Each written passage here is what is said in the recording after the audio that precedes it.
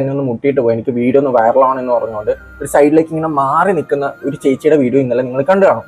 ഇതിൽ കാണുന്ന ഒരു വ്യക്തി ഇന്ന് ആത്മഹത്യ ചെയ്തു എന്നുള്ളൊരു ന്യൂസ് ഇപ്പോൾ കേൾക്കുന്നുണ്ട്. അത് എത്രത്തോളം സത്യമാണെന്ന് അറിയത്തില്ല, അതുകൊണ്ട് ഞാൻ അതിനെക്കുറിച്ച് പറയുന്നില്ല. സോ എന്തായാലും ആ ഒരു സ്ത്രീ എന്ന് പറയുന്ന സാധനം ഒരു എക്സ്പ്ലനേഷൻ വീഡിയോ ആയിട്ട് വന്നിട്ടുണ്ട്. പിന്നെ ഇതൊരു വ്യൂസിന് വേണ്ടിയിട്ടുള്ള വീഡിയോ അല്ല കേട്ടോ, അതൊരു ആക്സിഡന്റ് അല്ല, ഒരു മിസ്അണ്ടർസ്റ്റാൻഡിങ്ങും അല്ല.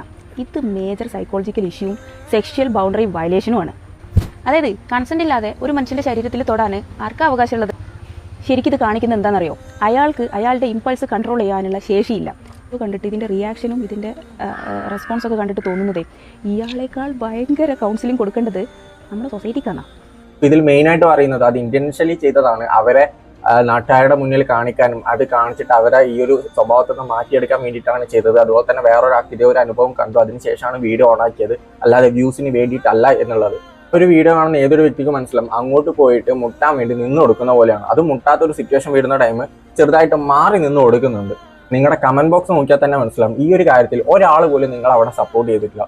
അത് നമ്മുടെ നാട്ടിലെ സ്ത്രീകൾക്ക് എന്തെങ്കിലും പറ്റി അവരെ കൂടുതൽ സപ്പോർട്ട് ചെയ്ത് അവരുടെ കൂടെ നിൽക്കുന്ന ആൾക്കാരാണ് നമ്മുടെ നാട്ടിലുള്ളത്. പക്ഷേ എല്ലാവരും നിങ്ങൾക്കെതിരെ പറയുന്നുണ്ടെങ്കിൽ അതിലെന്തെങ്കിലും കാര്യം ഉണ്ടാവും. നിങ്ങൾ മെയിനായിട്ടൊരു കാര്യം പറയുന്നുണ്ട്, ആ ഒരു വ്യക്തിക്കും സൊസൈറ്റിക്കും കൗൺസിലിംഗ് കൊടുക്കണം. കാരണം നമ്മുടെയൊക്കെ ചിന്താഗതിയുടെ പ്രശ്നമാണെന്ന്. ശരിക്കും പറഞ്ഞാൽ നമുക്കല്ല കൗൺസിലിംഗ് വേണ്ടത്, നിങ്ങൾക്കാണ്. പ്രതികരിക്കേണ്ട സമയത്ത് പ്രതികരിക്കാതെ അതെടുത്ത് വീഡിയോ ആക്കി വൈറലാവാൻ നോക്കുന്നത് ഒരു തരം മെൻ്റലാണ്.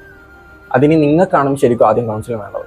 ഇനി ഈ കേട്ട ന്യൂസ് ശരിയാണെങ്കിൽ അതിന് കാരണക്കാരി ഇവളാണെങ്കിൽ കിട്ടാവുന്നതിൻ്റെ മാക്സിമം ശിക്ഷ ഇവർക്ക് കിട്ടണം. എന്നാൽ മാത്രമേ ഇതുപോലുള്ള നാളുകൾ പഠിക്കത്തുള്ളൂ.